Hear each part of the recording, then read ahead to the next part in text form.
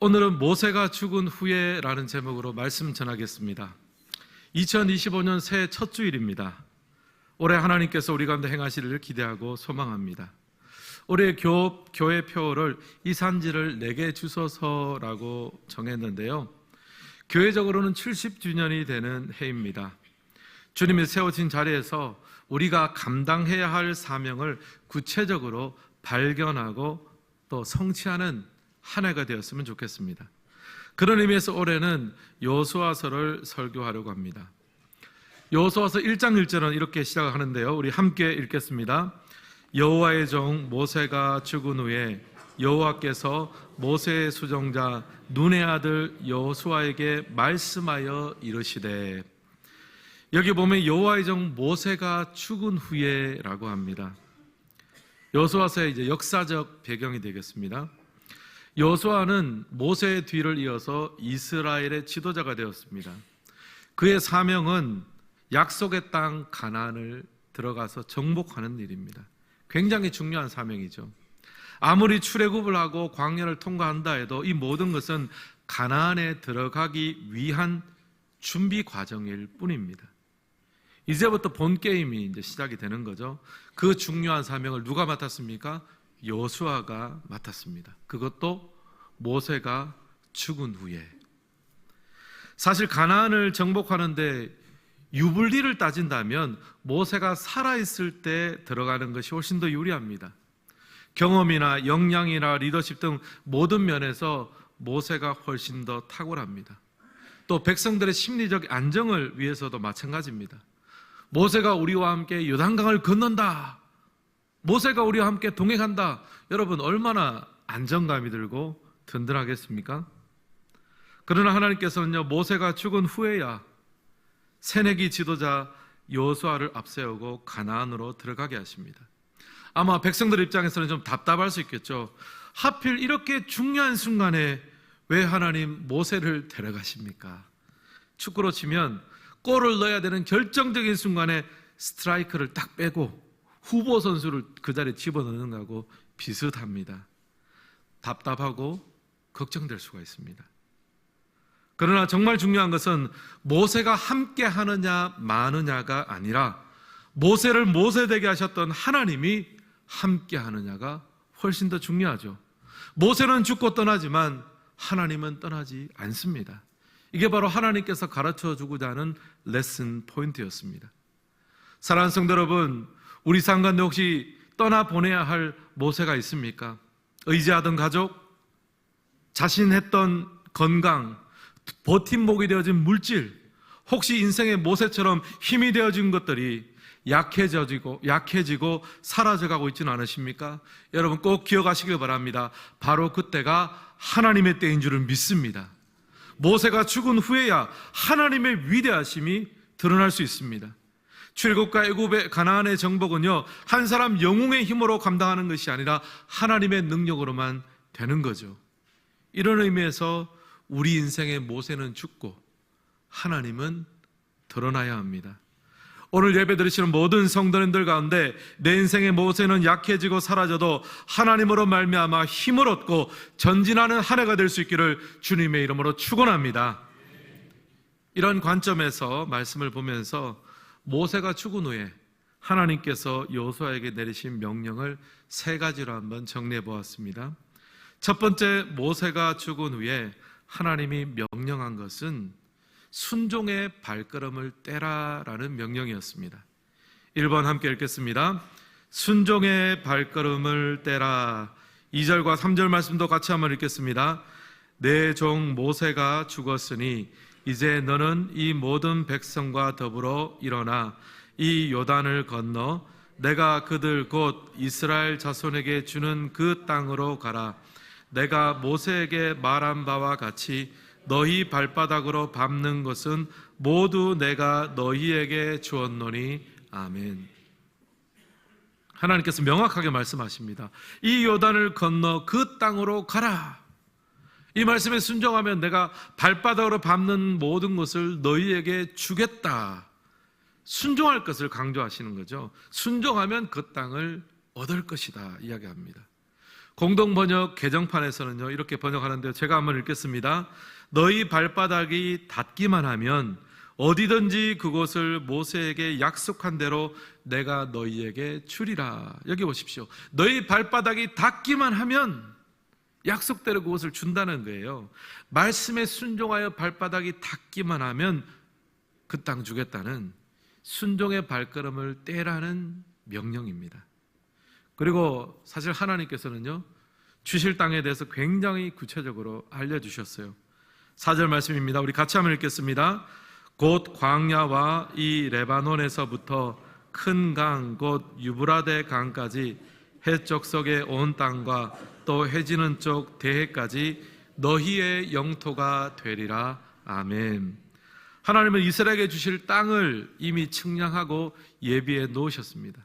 레바논에서부터 유브라데까지 해적석의 땅과 또 대해 즉 지중해까지 영토가 될 것을 알려주십니다. 이렇게 다 하나님께서 준비해 놓으시니까 이제 백성들이 해야 될 것은 무엇입니까?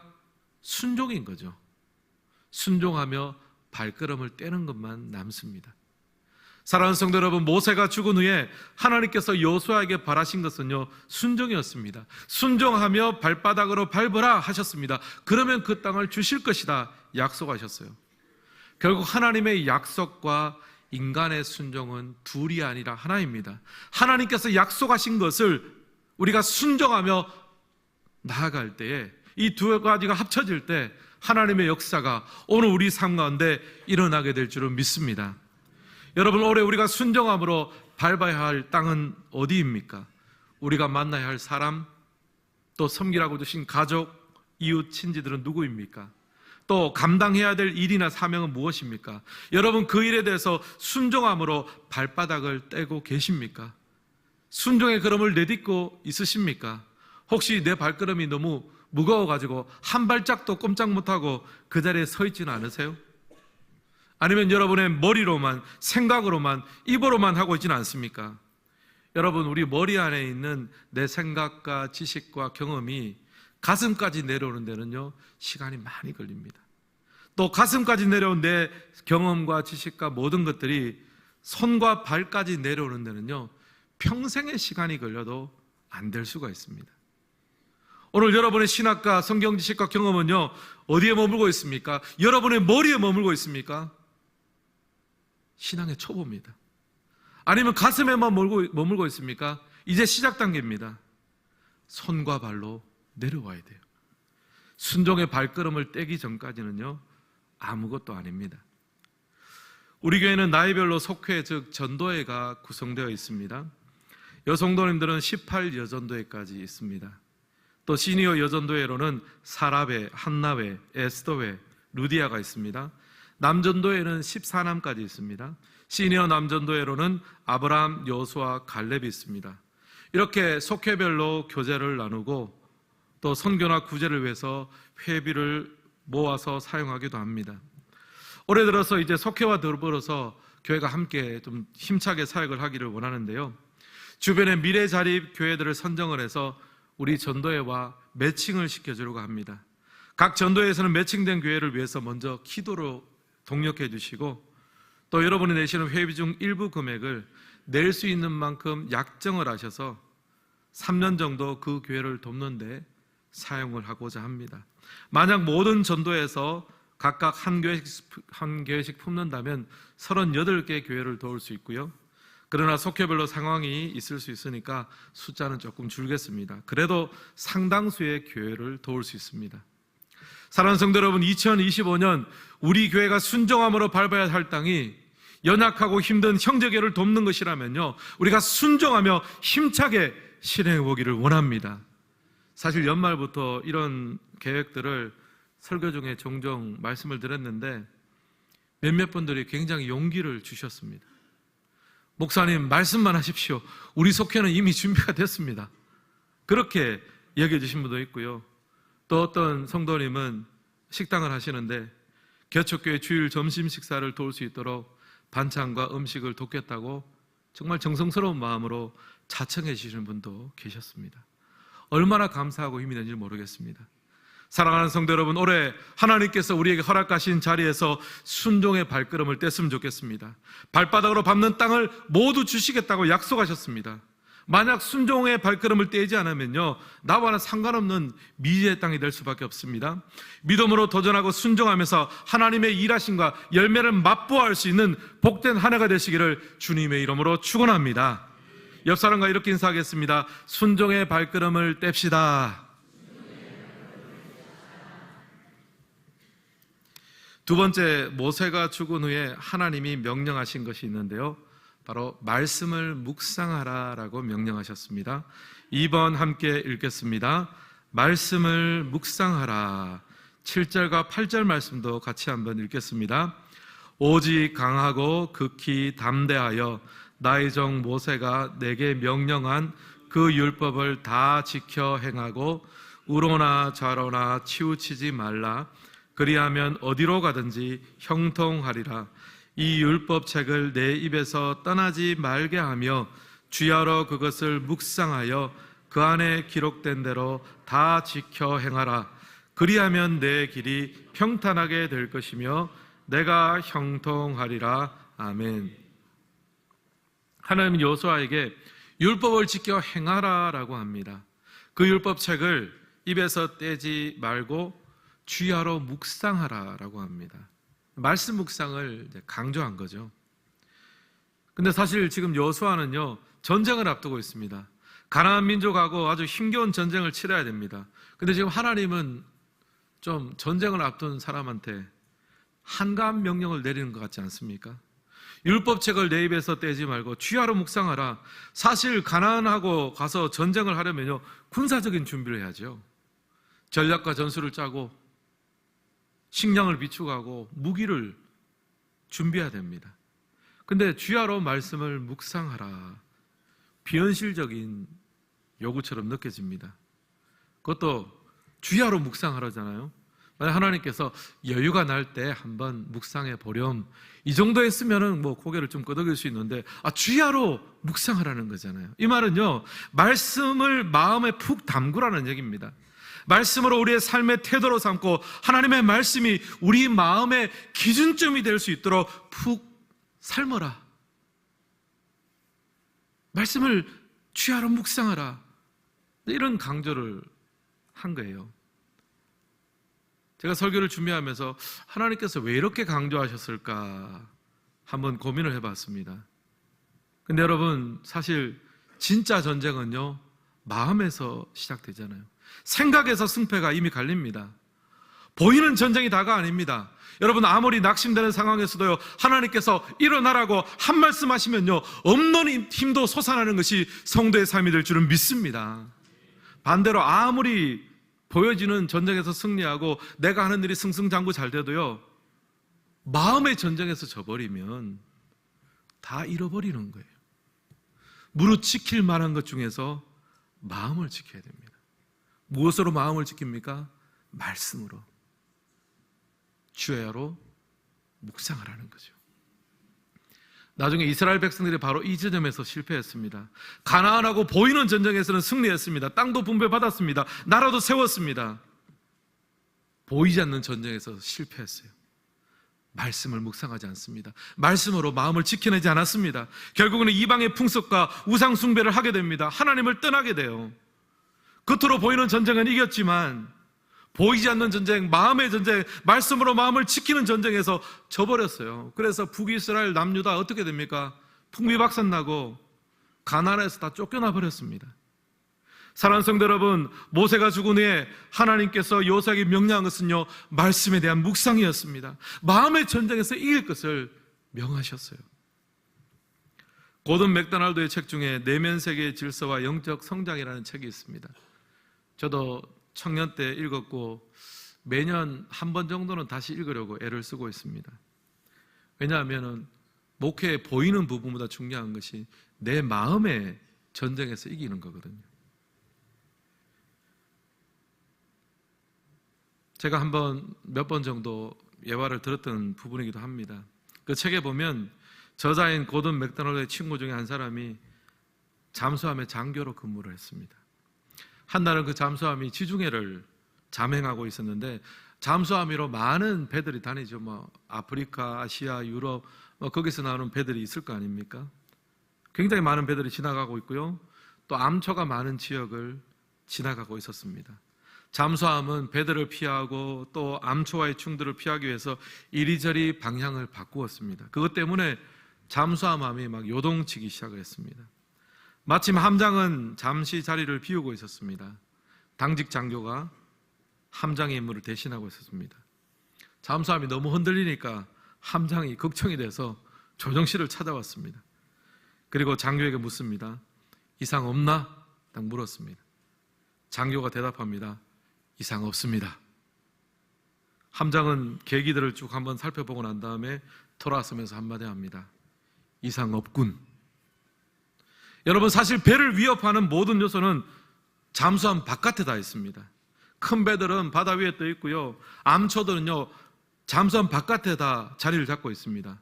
위험 요소는 잠수함 외부에 존재하지만요, 그 배의 운명을 결정짓는 것은 어디입니까? 잠수함의 외부가 아니라 어디예요? 내부예요.